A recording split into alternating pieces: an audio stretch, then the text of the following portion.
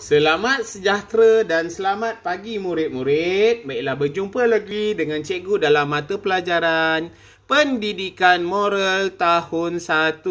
Baiklah, untuk hari ini murid-murid, kita akan sambung pembelajaran kita dalam unit 3 iaitu robot yang bertanggungjawab.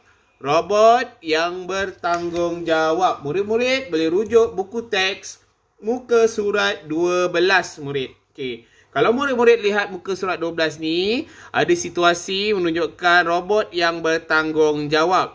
Lihat dan fahami gambar di bawah. Aikiro pulang dari sekolah. Selepas itu, robot ni nama dia Aikiro. Okey, sekejap lagi kita akan bincangkan setiap gambar rajah ni. Okey, hari ni kita akan bincangkan mengapakah Aikiro tolak ajakan kawan. Kita juga akan membincangkan cara murid-murid bertanggungjawab di rumah. Okey, baiklah. Mari kita tengok robot yang bertanggungjawab ni. Yang pertama, selepas balik daripada sekolah, Aikiro membuat kerja sekolah selepas pulang dari sekolah. Okey, selepas pulang daripada sekolah pukul 3. Pukul 3 ni, selepas pulang dari sekolah, selepas itu Aikiro terus buat kerja sekolah. Okey, pada pukul 3 dia terus buat kerja sekolah. Dia siapkan tugasan-tugasan yang telah guru beri kepada dia. Dia tidak berlengah-lengah, dia tidak bertangguh-tangguh lagi murid. Okey, semasa dia sedang membuat kerja sekolah, tiba-tiba rakan dia datang. Rakannya mengajak Aikiro berhenti dan bermain bersama. Dia mula pada pukul 3, 3.30 ni. 3.30, baru setengah jam, tiba-tiba rakan dia ajak main badminton.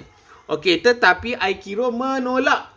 Aikiro menolak pelawaan tersebut. Kerana apa? Kerana Aikiro bertanggungjawab ke atas homework dia. Dia nak selesaikan kerja dia dahulu. Okey, dia tak nak tangguh kerja dia. Jadi dia menolak pelawaan rakannya. Jadi Aikiro sambung mengulang kaji pelajaran dan mengemas buku sehingga selesai. Okey, sehingga pukul 5 barulah dia keluar bermain. Okey, so apa yang kita dapat simpulkan di sini? Mengapa Aikiro menolak ajakan kawan? Okey, ni kan, kenapa dia tolak walaupun dia suka bermain, tetapi dia menolak ajakan kawan dia. Kenapa? Kerana pertama, Aikiro sedang menyiapkan kerja sekolah. Okey, dia sedang menyiapkan kerja sekolah, dia sedang bekerja. Dia tak nak ditangguhkan lagi. Aikiro tidak suka menangguh kerja. Aikiro akan lupa sekiranya dia menangguhkan kerja. Ya murid, sekiranya kita sedang berbuat sesuatu, lepas tu kita keluar bermain. Dan lepas balik main, kita akan penat dan akhirnya kita tidak siapkan kerja sekolah kita. Disebabkan dah penat nanti, kita terlupa yang kerja sekolah kita. Jadi Aikiro tak nak macam gitu. Aikiro seorang ialah robot yang bertanggungjawab. Jadi dia nak selesaikan dulu kerja dia. Okey, boleh murid faham ya? So Aikiro menyelesaikan segala tugasannya sehingga siap. Ya, sehingga siap, sehingga pukul 5. Sehingga dia kemas buku semua murid.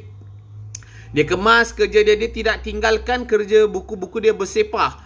Selepas belajar, dia bertanggungjawab, dia kemas balik buku-buku dia. Dia tidak tinggalkan buku-buku dia secara bersepah murid. Okey, apa lagi dia buat? So, Aikiro merupakan robot yang bertanggungjawab. Bagus Aikiro, kamu bertanggungjawab. Okey, ini ibu dia. Ini ibu Aikiro. Dia kata anak dia bertanggungjawab. Okey murid-murid. Macam mana cara murid untuk bertanggungjawab? Okey, untuk pada zaman pandemik ni, kamu duduk di rumah, murid-murid duduk rumah. Murid-murid juga boleh menjadi murid yang bertanggungjawab seperti Aikiro. Okey, di sini cikgu nak bincangkan 4 perkara yang murid boleh mula lakukan untuk menunjukkan yang murid ni berlatih untuk sikap bertanggungjawab. Okey, apa dia? Yang pertama ialah murid boleh membasuh pinggan selepas digunakan. Murid boleh mula dengan membasuh pinggan mangkuk yang murid gunakan. Okey, tak perlu lagi ibu yang membasuhnya.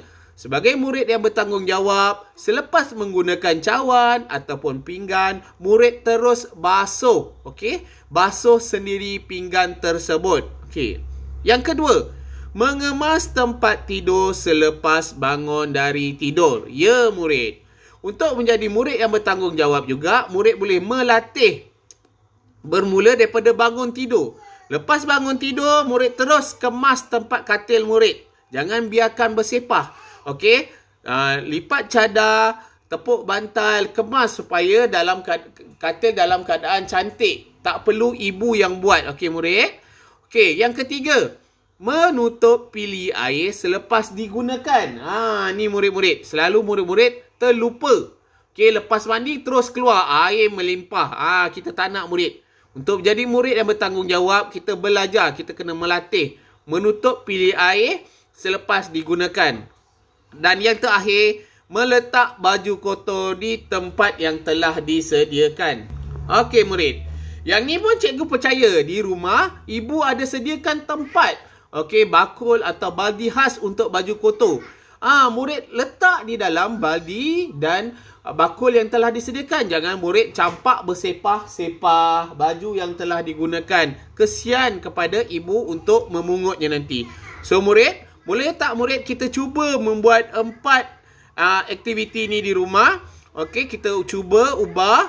Okey, lakukan 4 amalan ni sebagai rutin harian. Okey, untuk kita menjadi murid yang bertanggungjawab. Okey murid, jangan lupa jawab soalan cikgu di bawah. Jaga diri, jaga kesihatan. Jumpa lagi murid.